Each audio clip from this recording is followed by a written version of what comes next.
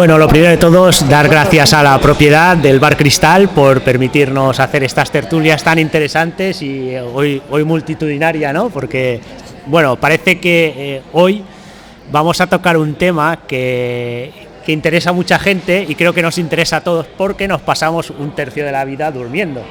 Al menos, algunos más, otros menos, pero bueno.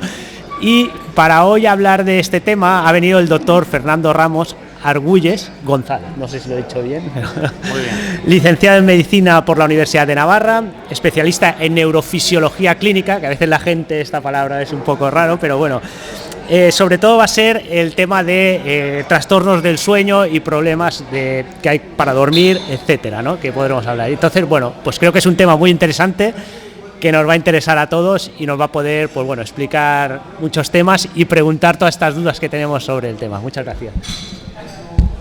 ¿Qué tal? Muchas gracias por la invitación y sobre todo espero que pueda ayudaros en lo que sea. El sueño, comentabas tú, Chema, pues es al menos un tercio de la vida, pero según qué etapas de la vida puede llegar, en recién nacido es prácticamente el 100%, lo cual da una idea de lo importantísimo que es y de la función tan importante que tiene. Yo os puedo contar un poco lo que es un sueño normal, cómo debería serlo, qué trastornos más frecuentes veo en la consulta, que vemos casi de todo, cosas más normales, cosas más raras, creencias erróneas sobre el sueño, qué problemas también están un poco ahora más de moda que estamos viendo. Bueno, pues el sueño, nosotros por comentar un poco así en resumen, ¿qué es el sueño? Yo siempre lo defino como un estado fisiológico en medicina, si no soy ninguno sanitario, es normal, o sea, un estado fisiológico de coma, de pérdida de conciencia, que en los mamíferos, en concreto los seres humanos, sucede de forma natural sin buscarlo, es decir, que nosotros cuando cerramos los ojos, lo natural es que nos durmamos, como la gravedad, uno suelta una cosa y se cae, pues uno cierra los ojos, debería dormirse. Cuando esto no sucede, es generalmente porque el cerebro entiende que tenemos que estar alerta o tenemos que mantener la vigilia para estar reactivos a una amenaza externa que nosotros casi siempre son preocupaciones, ansiedades. Entonces, el recién nacido va a dormir unas 24 horas, eso va evolucionando, tenemos a los 6 meses un cambio importante en el patrón de sueño, en el que el niño ya empieza a dormir prácticamente como dormimos nosotros, 12 horas nocturnas o una siesta.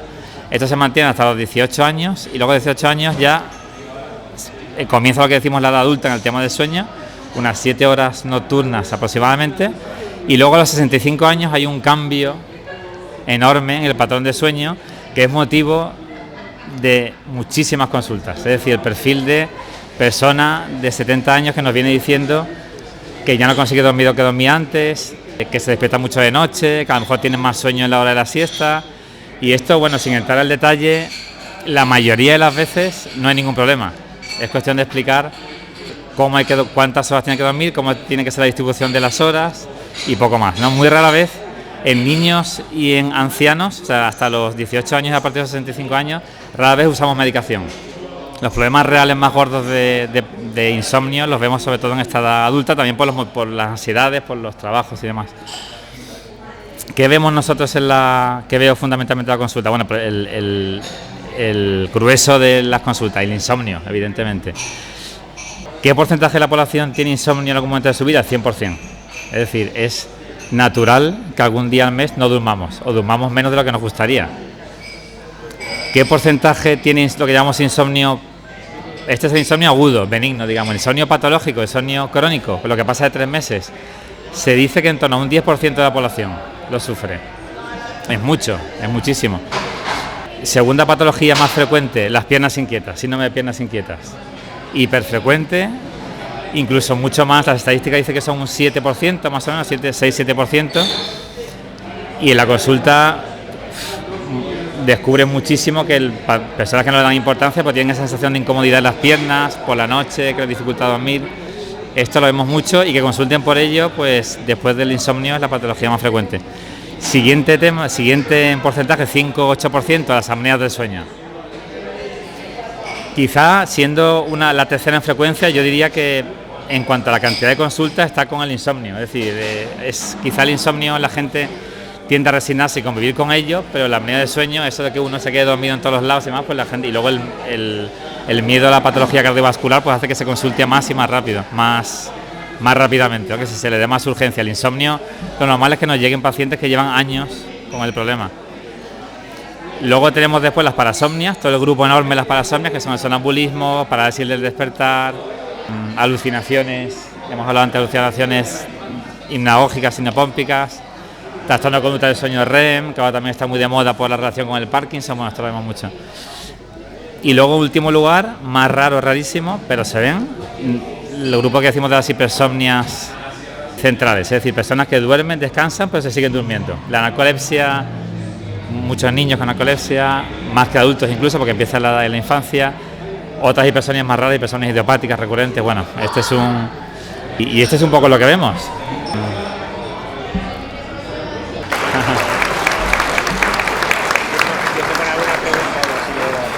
Bueno, yo la primera pregunta, y creo que va a ser un clásico que seguramente sobre el sueño, que es las fases del sueño, ¿no? Hay varias fases del sueño y tienen una cierta importancia cada una, que además, si no voy equivocado, es entre 1 hora y media y 2 cada, el hacer todo el ciclo, ¿no?, de las fases del sueño, y luego empieza otro ciclo, ¿no? Entonces, si podrías explicar un poquito estas fases y la importancia que tiene cada fase, y por qué hay alguna, pues la de los ojos, ¿no?, que siempre se habla de la de movimiento rápido de ojos, la de la fase que estamos como profundamente dormidos, etcétera, ¿no?, que a veces la gente confunde. Si podrías explicar un poco estas fases, lo que duran exactamente, y cuántas serían necesario hacer durante el periodo nocturno, ¿no?, que es el habitual de sueño. Lo tenía en la mente antes, pero has hecho bien en preguntarme, porque eso es importantísimo, ¿eh? Yo, con los pacientes, gran parte del trabajo con cada paciente es explicar este tipo de cosas, porque entendiendo esto se entiende mejor cómo tiene que ser tu sueño, qué expectativas tienes sobre tu sueño, y bueno, y cómo. Entonces, el sueño no es un continuo, esto siempre lo insisto mucho en la consulta, o sea, no es un sueño continuo, ininterrumpido durante 7-8 horas, solo se consigue de forma no natural con la anestesia. El sueño normal es una concatenación de ciclos independientes unos de otros, como comentabas tú, es decir, una noche normal debe tener unos 4 o 5 ciclos, cada ciclo dura en torno a 1 hora y media, y cada ciclo contiene todas las fases de sueño. Se suceden en forma de 1, 2, lo que, bueno, decimos 1, 2, 3, 1, 2, 3, REM, 1, 2, 3, REM, 1, 2, 3, REM, 1, 2, 3 es lo que llamamos sueños no REM, y lo otro es sueño REM. Todas las fases son importantes, todas tienen su función, todas son necesarias, y reducir alguna de ellas pues tiene sus consecuencias. Cambia con la edad mucho, a partir de 18 años hay un cambio importante en esto, y tiene también muchas consecuencias en las patologías que vamos a ver. Importante, entre un ciclo y otro siempre hay un periodo de vigilia. Siempre, es decir, lo natural es que uno se despierte 4 o 5 veces por noche. Si se vuelve a dormir, no pasa nada, siempre que uno de día esté bien. Aunque uno no lo recuerda, o sea, si uno observa a alguien que duerme, si uno se despierta de noche y tiene al lado durmiendo a tu mujer, tal, ves que se puede incluso incorporar, o sea, se gira, dice algo, tal, y sigue durmiendo.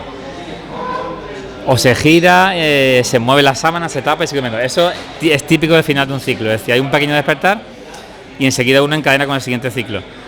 Uno no suele recordar esto, a veces sí, a veces no, pero el recordar 4 o 5 despertares no implica ni mucho menos que el sueño vaya a ser de mala calidad.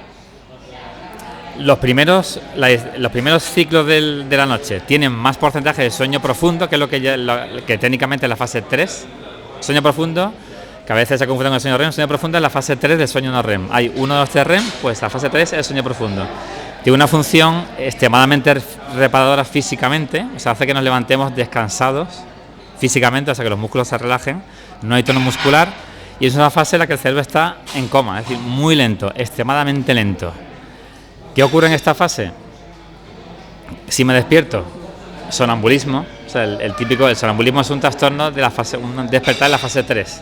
Por eso el sonámbulo está con ojos abiertos, se mueve tal, pero está, es decir, pues, no hay que despertar un sonámbulo, no pasa nada por despertarle, pero el despertar va a ser confuso, desorientado.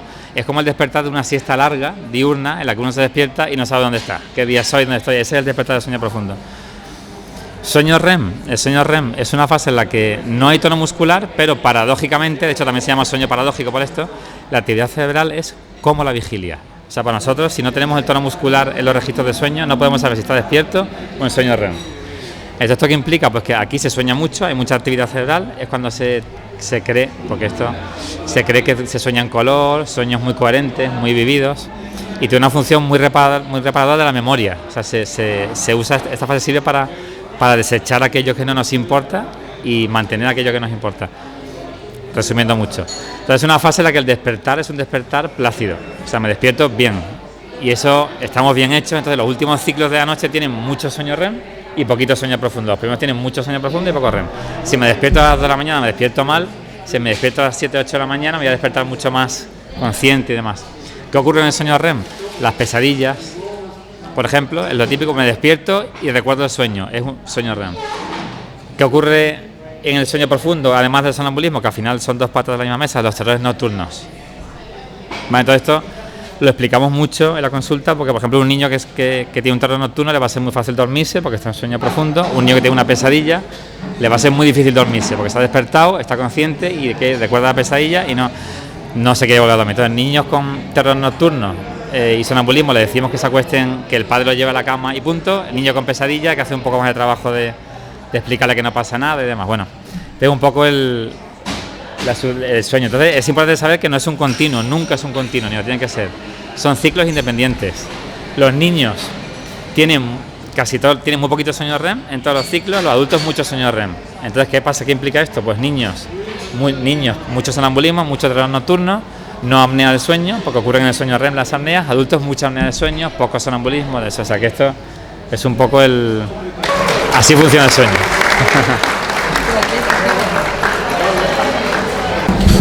Hola, Fernando. Bueno, yo es que el sueño, el dormir, lo considero un milagro.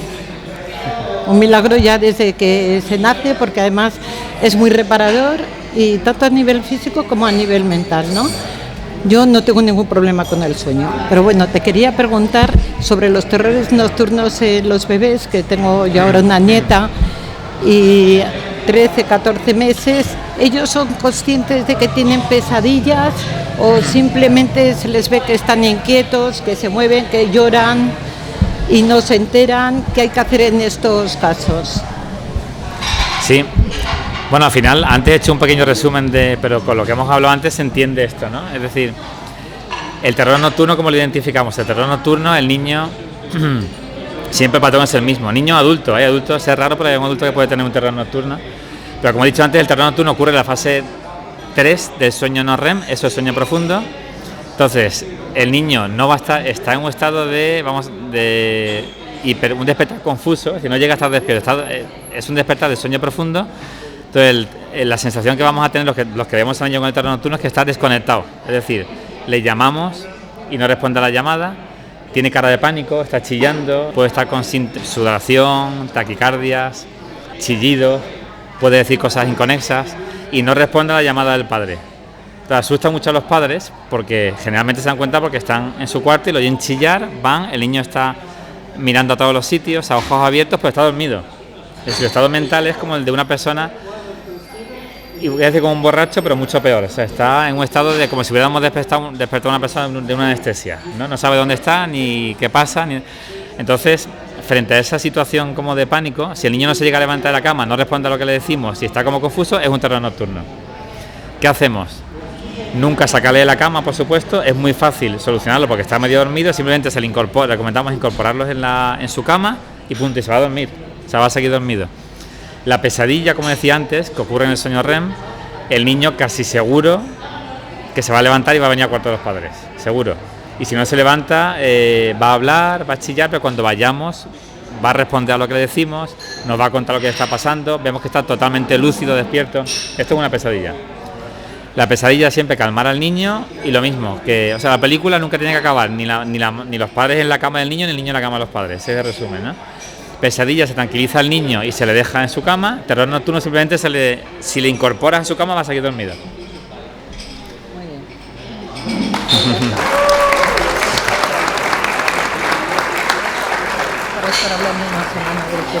Nada, que el sueño es algo misterioso que nos intriga. ¿Qué ocurre? Ya lo has explicado un poco.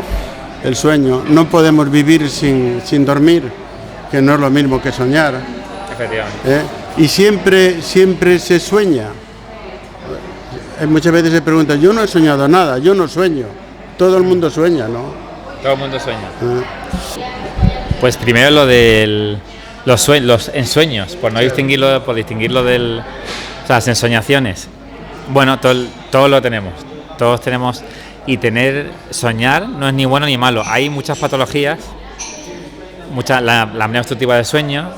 He explicado antes que ocurre sobre todo en el sueño REM por la ausencia de tono muscular que hay en la vía aérea superior.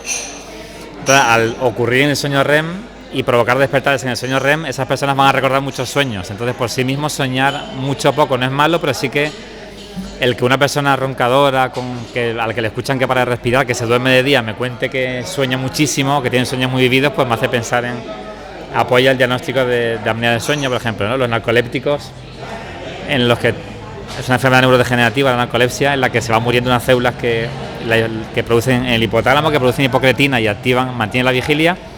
Estas personas, todo el grueso de sus síntomas se derivan de entradas súbitas en sueño REM. Entonces también tienen sueños muy vividos, tan vividos que tienen alucinaciones, hablamos antes, en despiertos.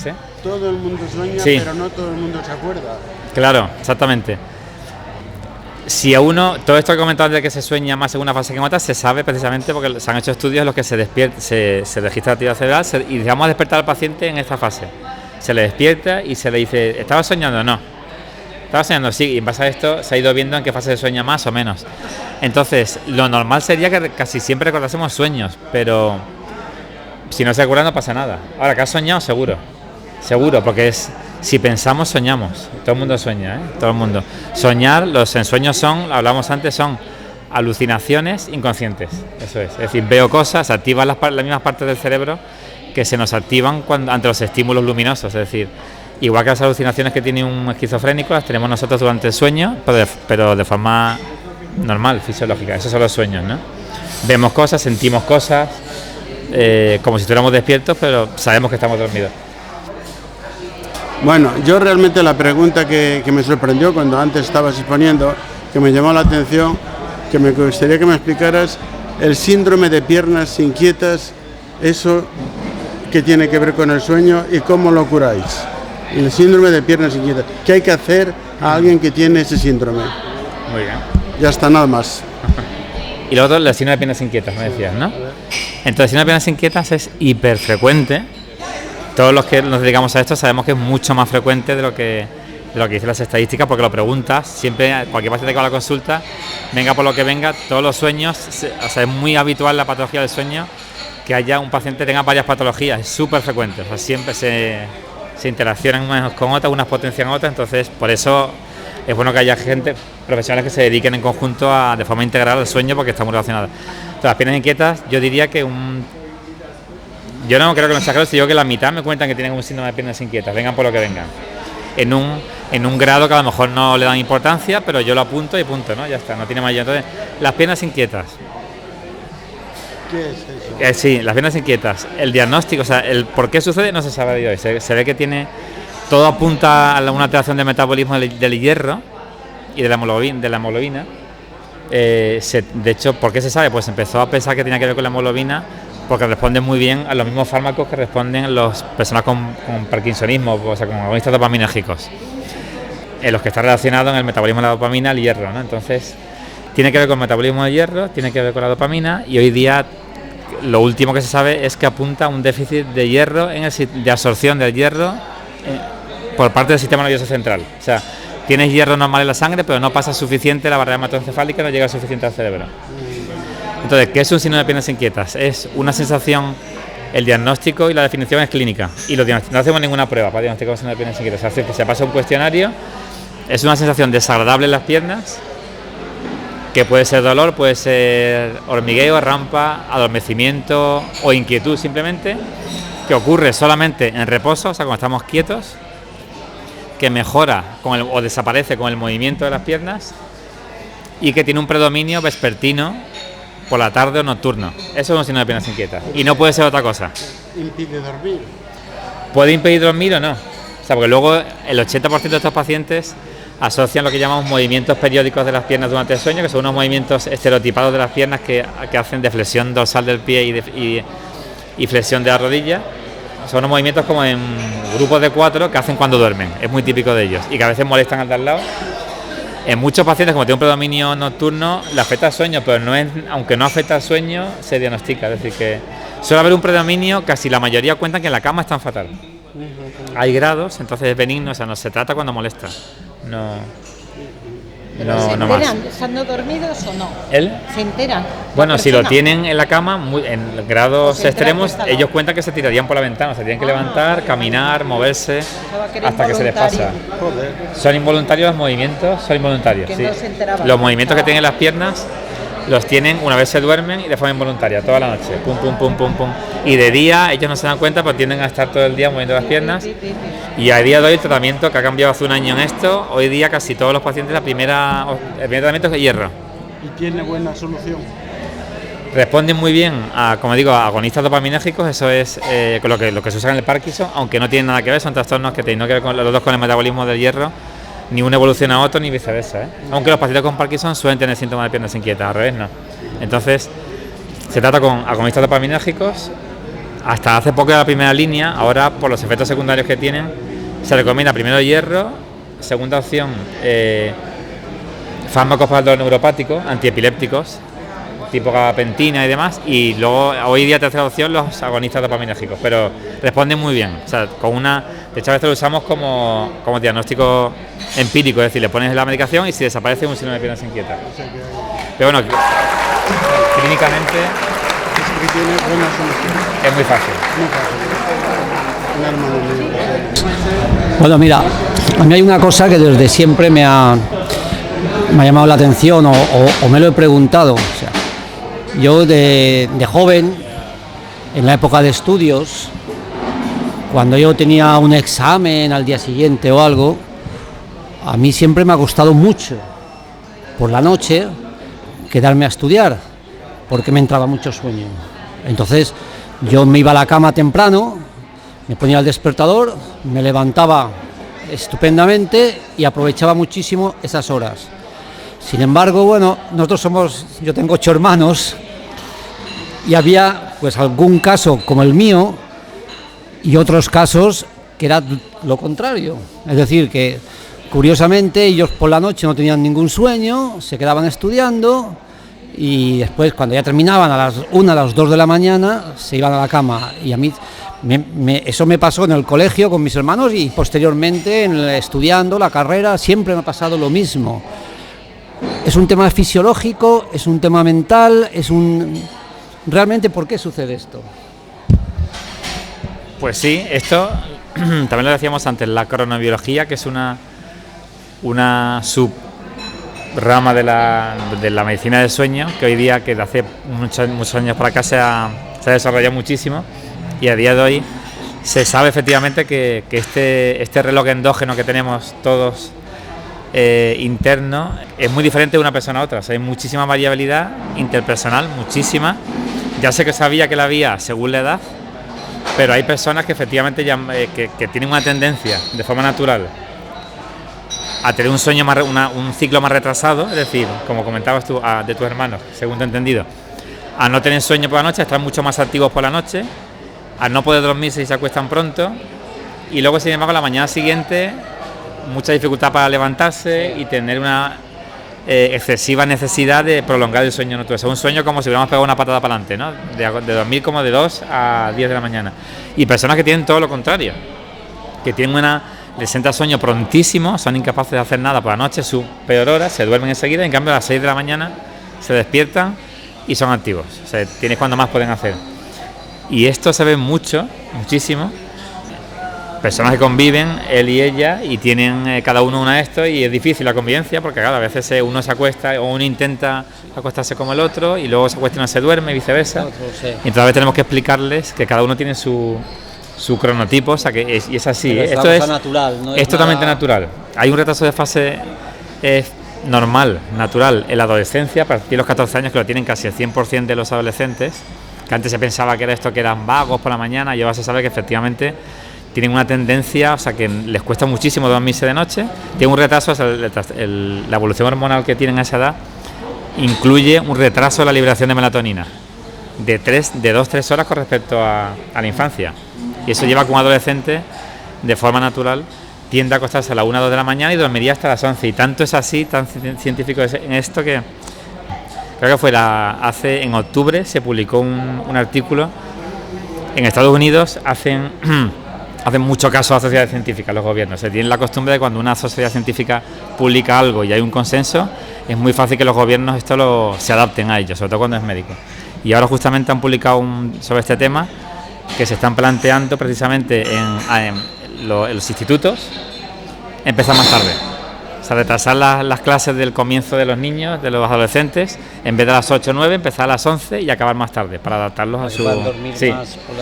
Y claro, y luego sobre esto, también lo hemos hablado antes, sobre este tema, por supuesto, que ya tienen los adolescentes ahora con las pantallas, esto se ha ido ya, o sea, si ya siempre la higiene del sueño, que no he hablado de esto, pero bueno, siempre recomendamos 3 horas antes de irnos a la cama, eliminar todo lo que sea fuentes de luz directas a los ojos, o sea, lo único que solemos recomendar que se puede hacer es la tele, porque está a 2 metros, pero tablets móviles u ordenadores, que solo se puede tomar una caja de melatonina, que si se pone una luz aquí, plum, se para la liberación de melatonina. La melatonina se libera con la oscuridad, no por la noche. Entonces, claro, ahora los adolescentes coincide este retraso que tienen fisiológico con todo el uso de pantallas, con lo que esto se acentúa mucho más. Entonces, en adultos, esto es desde el nacimiento, es decir, desde que tienen 5 o 6 años ya se ven niños, y ya se está aplicando en niños, se está empezando a recomendar, aunque esto ya es complejo, que si se ve que el niño tiene una enorme dificultad para dormirse pronto, y en cambio tiene una enorme dificultad también para levantarse de día, que se le intenta adaptar, bueno, o sea que desde niños hay una... Sí.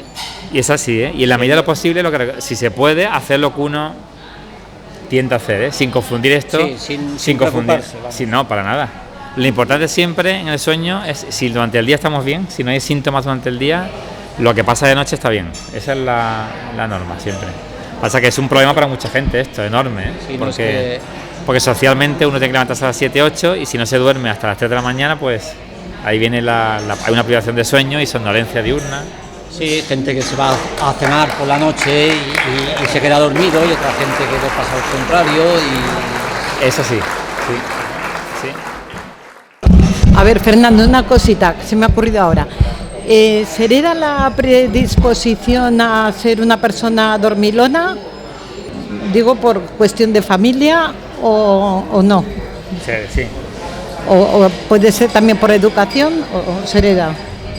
Se hereda, sí. Bueno, se hereda la forma de ser, la tendencia a tener más dificultad o menos para relajarse ante una situación estresante, y se hereda, por supuesto, los patrones de sueño se heredan también, es decir, que no es raro que, si lo pasa, claro, como pueden ser distintos, pues al final puede salir una cosa a la otra, pero sí que se hereda, claro, y se heredan la morfología de la vía aérea, o sea que, es decir, que claro, que si al final es esto, si uno de día se encuentra bien, generalmente no hay ningún problema, o sea, el fin del sueño es una buena vigilia.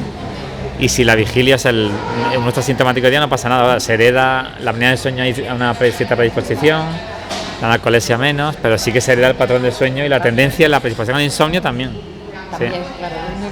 Sí. ¿Tú qué me aconsejas? ¿Que haga una siesta o que no duerma durante el día? O sea, que después me vaya a dormir por la noche. ¿Y cuántas horas más o menos tengo que tener un sueño para estar sueño plácido y levantarme bien? ¿Cuántas horas crees que necesito? Pues a principio del todo lo he comentado un poco. A partir depende de la persona, pero generalmente a partir de los 60 hay un cambio muy importante, además muy brusco, y es que se necesitan menos horas y se consiguen menos horas de sueño nocturnas para estar bien de día, y la necesidad de siesta, lo que decimos la siesta típica después de comer, se acentúa. De forma que así como norma, luego hay excepciones, hay grandes dormidores, menos, pero la inmensa mayoría de las personas a partir de los 60 años van a necesitar unas 5 horas de noche, no más, y 5. Perfectamente. Y si uno, le digo lo que he dicho antes, si uno dice, yo duermo 8, bien, no pasa nada. ¿Cómo estás de día? Muy bien, pues ya está. Os duermo 8, ¿cómo está el día? ¿Te sigo teniendo sueño? Digo, pues entonces vamos a mirarlo, ¿no? A ver si hay una manera de sueño, a ver si hay algo. Pero el patrón que recomendamos, y lo decimos porque estar mucho tiempo en la cama sin dormir suele ser bastante perjudicial para conseguir un sueño de calidad. O sea, 5 o 6 horas de noche y adaptar el tiempo que estamos en la cama a eso, no mucho más. O sea, no necesito, como no voy a necesitar 9 horas, tampoco es conveniente estar tanto tiempo en la cama. Hay un cierto retraso de fase también, como pasa en adolescentes, es decir, hay una tendencia a tener sueño más tarde. Es decir, que no es raro que el patrón típico sea: me acuesto a la 1, me levanto sobre las 6 y pico, ya no tengo sueño, y luego una siesta de 1 o 2 horas, sin ningún miedo. 5 horas de noche, siesta hora y media, 2 horas. Eso es lo que... El patrón es esperable, no más. Que uno dice duermo más, bueno, si el resto del día estamos bien no pasa nada, pero ese es el... Pero, ahí mira, nos movemos. De joven me iba a dormir a las 10 de la noche y me levantaba a las 7:30 de la mañana. Y dormía todas las horas, pero seguidas. Esto, claro. Pero ahora, pues, a veces tengo dificultades para dormir. Y entonces te pones nerviosa, Claro. No sabes qué tienes que hacer, te levantas, bebes agua, no sé, ya es como no me voy a dormir, ya es una obsesión. Exactamente. Y no me voy a dormir y no te duermes o te duermes, según. Esto es... sí, Si este te es el relajas, insomnio. es mejor relajarse, ¿verdad? Por la noche, no tener muchas actividades. Nada, 2 horas antes de ir a la cama, decimos siempre: no luces tal, y también porque no luz directa, y también porque encima todo eso que implica luz directa implica interacción social. O sea, 2 o 3 horas, si pueden ser 3 mejor, de irnos a la cama. No es el momento ni de planificar un viaje, ni de organizar una cena, ni de llamar generalmente de hablar.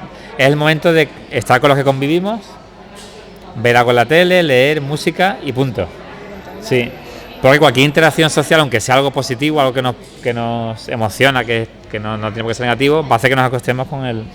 Y luego esto que te comentabas que te pasa, que es muy típico, puede ser o es típico de cuando uno está, lo que he comentado antes, cuando uno está demasiado tiempo en la cama sin dormir. Sí. Es decir, es mejor En este caso, ¿qué tienes que acostarse más tarde. levantarte? Sí, acostarte más tarde, ¿Sí? levantarte siempre, no estar mucho tiempo en la cama sin dormir, efectivamente. Pero si pasa al inicio, acostarte, retrasar la hora de acostarte, y cuando lleves 5 o 6 horas, si ya ves que no te duermes, levantarte, porque efectivamente estar en la cama sin dormir hace que se genere este miedo a no dormir, que no te relajes, y la experiencia de no dormir es lo que hace que se perpetúe el insomnio. Puedes adaptar lo que he dicho. Generalmente cuando pasa esto, recomendamos acuéstese más tarde, 1 o 2 horas más tarde, y levántese un poco antes, esté menos tiempo en la cama, y dormirá más seguido, más continuo, y evitaremos esa sensación de no consigo dormirme y demás. Si haces una siesta y la siesta es larga, entonces duermes menos, No tienes sueño. Exactamente. no tienes sueño. Pero es que a veces te pones en el sillón así y te quedas dormida sin darte cuenta, ¿sabes? Y pienso, bueno, La siesta, eso no es ni mala ni buena, depende de en qué situación. Los niños duermen siesta, tienen que dormir siesta, los menores de 3 años tienen que dormir siesta, los adultos pueden dormir, recomendamos siestas muy cortas si se echan, pero a partir de 60 años, lo que he dicho antes, recomendamos 1 o 2 horas de siesta y 5 horas de sueño nocturno, porque no se van a coser. 2 horas de siesta. Sí, sin ningún miedo. Ah, ya. Que uno no necesita, pues no pasa nada, pero si se necesita, no, es esperable, porque de noche no se consiguen más de 5 horas, generalmente.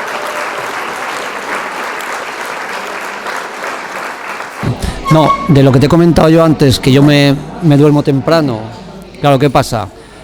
A lo mejor a las 3, 4 de la mañana me despierto, me voy al baño, vuelvo a la cama y depende del día, hay días que efectivamente me meto en la cama y me cuesta volver a dormirme. Y tú me recomiendas que a las 3 o las 4 de la mañana me levante, porque el estar levantado de las 3, 4 de la mañana, ahí, en tu casa, no puede crearte más estrés sin saber muy bien qué hacer, o tener que poner la tele, o que quedarte en la cama tranquilamente. Pregunto. Lo que he comentado antes, si de día te encuentras bien, no hay síntomas de insomnio, que vienen a ser síntomas de insomnio de una persona que está desconectada, o sea, dificultad de concentración, irritabilidad, cansancio. Es que estás durmiendo lo que necesitas, eso seguro, si no estarías mal. Sí. Claro, te acuestas muy pronto. Me duermo. Pronto no quiere me decir acuesto, me pronto duermo. no en el sentido de que esté mal acostarse a esa hora, sino de que a lo mejor socialmente puede ser pronto, pero claro, a las 2 llevas ya 4 horas. No, a lo mejor llevo 5 horas. O 5 horas, claro, estás llegando ya, a lo mejor no necesitas mucho más. Claro, lo que Entonces, entonces te puedes quedar en la cama si tú te sientes más tranquilo quedándote en la cama, quédate. O, claro, por norma decimos acuéstese más tarde. Pero claro, sí, pero como es que no te acuestes más tarde. pero como si en te tu duermes. caso, has tenido siempre esa tendencia a irte pronto a la cama, levantarte pronto, te pasa esto. Pues haz lo que quieras, es lo que decimos. Es decir, si de día te encuentras bien, cada uno dice que hago yo hasta 4 de la mañana, 3 de la mañana, si ya con el sueño, pues si te apetece salir a dar una vuelta o sentarte, no hay ningún problema.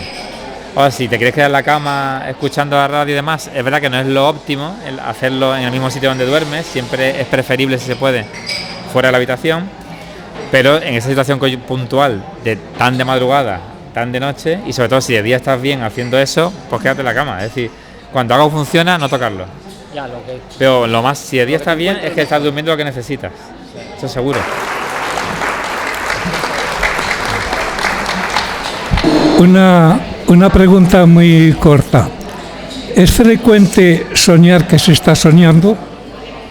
Digo, a mí uno de los sueños raros que tengo, sobre todo cuando son desagradables, es que digo, esto es un sueño y lo desecho y no lo sigo soñando. ¿Eso es frecuente o yo soy algo raro? Es muy frecuente, muy frecuente ser consciente de que uno está soñando. Muy frecuente, aunque también es frecuente lo contrario, ¿eh? Así que yo diría que hay muchas veces, yo creo que a todos nos pasa, que puede haber sueños en los que uno crea ciencia cierta que eso es verdad y otros en los que efectivamente sabe que está soñando. No significa nada, ¿eh? Es decir, no tiene mayor...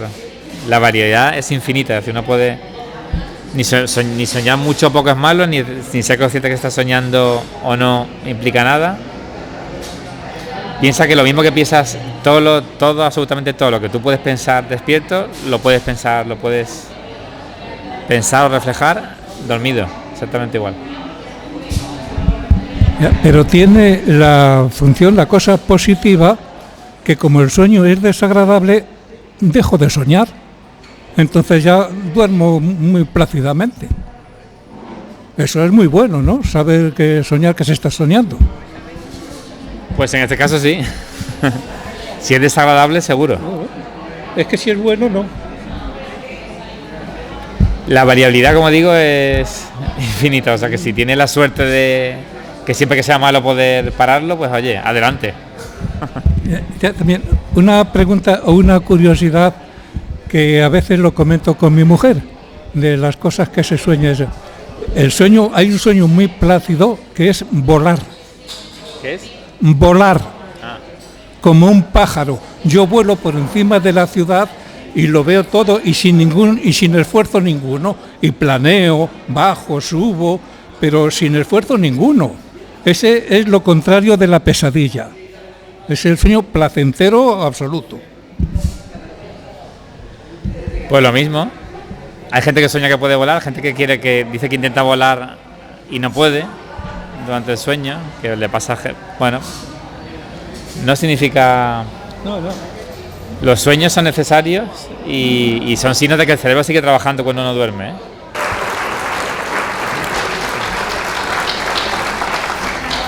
Hola, ¿qué tal? Yo quería que esto del sueño era una cosa muy pasajera, pero veo que tiene muchos alicientes. Aleluya. No obstante, mi pregunta es un poquitín, según estoy interesado en saber por qué razón hay gente que duerme con los ojos abiertos. Lo de ojos abiertos pasa como el tipo de sueño. No tiene mayor... Hombre, hay situaciones, las parálisis faciales producen típicamente, hay que dormir con un parche porque el ojo se abre, pero bueno, si no hay nada de esto, hay una fase, la fase REM, en la que hay movimientos oculares rápidos, y aquí quizás sea más fácil que se abran los ojos, porque se abran los párpados, porque los ojos pum, se llama REM porque es movimientos rápidos de los ojos, la fase esta. Entonces, los movimientos rápidos de ojos pueden provocar que se abran un poco los párpados, bueno, y puede significar que estén uno en esa fase, pero en sí mismo no es ni bueno ni malo.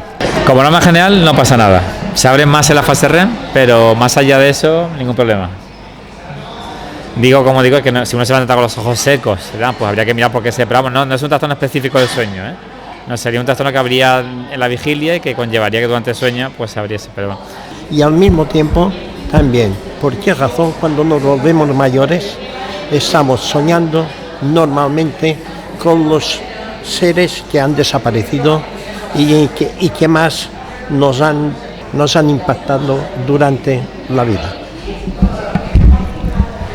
Claro, lo comentaba antes, claro, lo soñamos nosotros, no podemos soñar nada que no conozcamos o que no podemos imaginarlo, lógicamente, como hacemos, podemos soñar exactamente lo mismo que pensamos durante el día. Entonces, todas las emociones intensas van a resurgir mucho más durante el sueño, siempre cuando hemos tenido pasa lo mismo, un fallecimiento de una persona querida, es algo muy gordo. Entonces esto está en nuestros pensamientos y durante el sueño en el que al final estamos desinhibidos, es decir, que ahí los pensamientos surgen de forma mucho más natural y sucesiva, pues nos vienen los exámenes que cuando estamos en la universidad, porque nos suponían mucho estrés, nos vienen a lo mejor lecturas con alguna novia que no sé qué, o nos viene una cosa del trabajo que me supuso tal, y nos vienen, por supuesto, lo que más a los seres humanos más nos afectan, que son las relaciones sociales, y esto es esperable que sea así.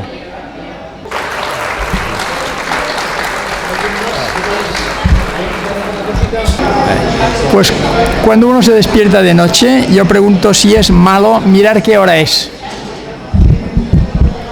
Sí, mejor no. Claro, esto como todos, puede haber circunstancias que uno diga tengo que mirar la hora, pero mejor no mirar nada, siempre.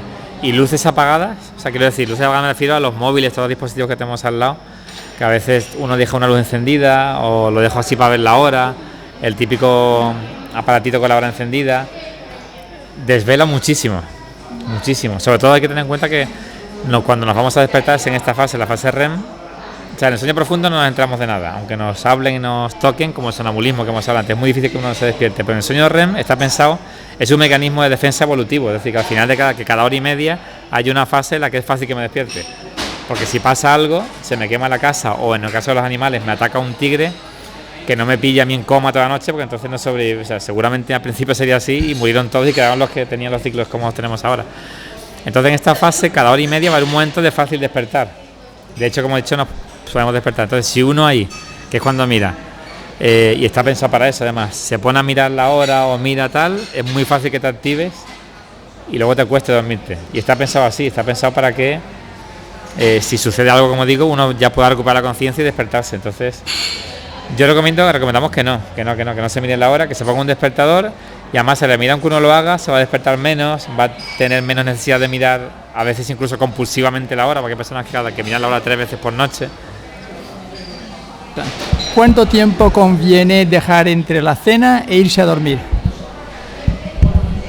La cena, siempre, como norma decimos, siempre es mejor acostarse con un poquito de hambre, no con mucha hambre, con un poquito. ¿Por qué? Pues para asegurarnos que no me ha quedado lleno, ¿no? Que al final es nefasto. O sea, la sensación durante el sueño es sacia. Es decir, aunque nos acostemos con hambre, es muy raro. O sea, es curioso porque nos vamos a despertar con hambre seguramente la mañana siguiente, pero es raro que uno se despierte. Hay gente que le pasa, al revés, lo contrario. O sea, que tiene que comer por las noches y si no se duerme. Pero lo normal es que uno no tenga hambre de noche, aunque se acueste con hambre. Entonces, recomendamos acostarnos con un pelín, una sensación de que yo comería algo y no me lo como. Porque el sueño o sea, no notar el estómago es lo que tiene que pasar de noche. Entonces, mínimo 2 horas, desde luego. Lo ideal serían 2 horas de ayuno absoluto. Antes de la cama, todo lo que no sea calórico, es decir, cualquier cosa desnatada, cualquier cosa que sea pura proteína, sea jamón york, tal, pero nada que tenga, porque destroza el sueño. Es decir, que las cenas copiosas es nefasto. Entonces siempre decimos la marca, si usted coma lo que quiera, pero acuéstese que tenga un poquito, mire al objetivo, yo cuando me acuesto tengo que tener un poquito, notar un poco de gusanillo y me quedo así.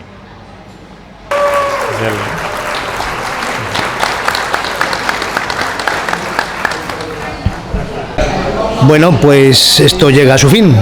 Doctor Fernando Ramos Argüelles, te damos las gracias por tu presencia aquí y por todo lo que nos has explicado, que prácticamente ha sido una lección magistral sobre el sueño, sus consecuencias y un poco sus patologías. Lo dicho, muchas gracias y te estamos agradecidos, esperamos que vuelvas con nosotros. Un aplauso.